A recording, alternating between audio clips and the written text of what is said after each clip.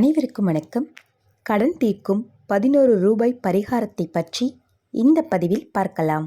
வாங்கிய கடனை திருப்பி செலுத்துவதற்கு பலவிதமான வழிபாடுகளும் பரிகாரங்களும் இருக்கின்றன. அவற்றுள் ஒன்றான 11 ரூபாய் பரிகாரத்தை பற்றி தான் இப்பொழுது பார்க்க போகிறோம். இந்த பரிகாரத்தை செவ்வாய்க்கிழமை அன்று காலையிலேயே செய்துவிட வேண்டும். காலையில் செய்வதற்கு நேரமில்லை என்று நினைப்பவர்கள் மாலையில் திரும்ப ஒரு முறை குளித்துவிட்டு இந்த பரிகாரத்தை செய்யலாம். பூஜை அறையில் முருகப்பெருமானின் படத்திற்கு முன்பாக ஒரு ரோஸ் நிறத்தில் இருக்கக்கூடிய துணியை புதியதாக வாங்கி விரித்து வைத்துக் கொள்ளுங்கள். அதில் 11 1 ரூபாய் நாணயத்தை வைக்க வேண்டும். பிறகு அதில் சிறிதளவு மஞ்சள் குங்குமத்தை சேர்த்து கொள்ளுங்கள்.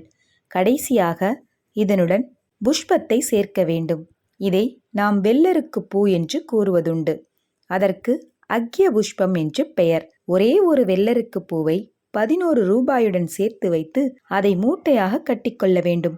இதை நம்முடைய வீட்டு பூஜை அறையில் வைத்து தினமும் காலையிலும் மாலையிலும் தீபமேற்றி சாம்பிராணி சிவப்பு மலர்கள் வைத்து வழிபட வேண்டும். கடன் பிரச்சனை தீரும் பொழுது நாணயங்களை மகாலட்சுமி அல்லது முருகன் ஆலய உண்டியலில் போட்டுவிட வேண்டும். துணியையும் பூவையும் செடியின் வேர்பகுதியில் அல்லது ஓடும் நீரில் விட்டுவிடலாம். முழு நம்பிக்கையுடன் செய்தால் இந்த பரிகாரம் கடன் சுமையை பெருமளவில் குறைக்க உதவும்.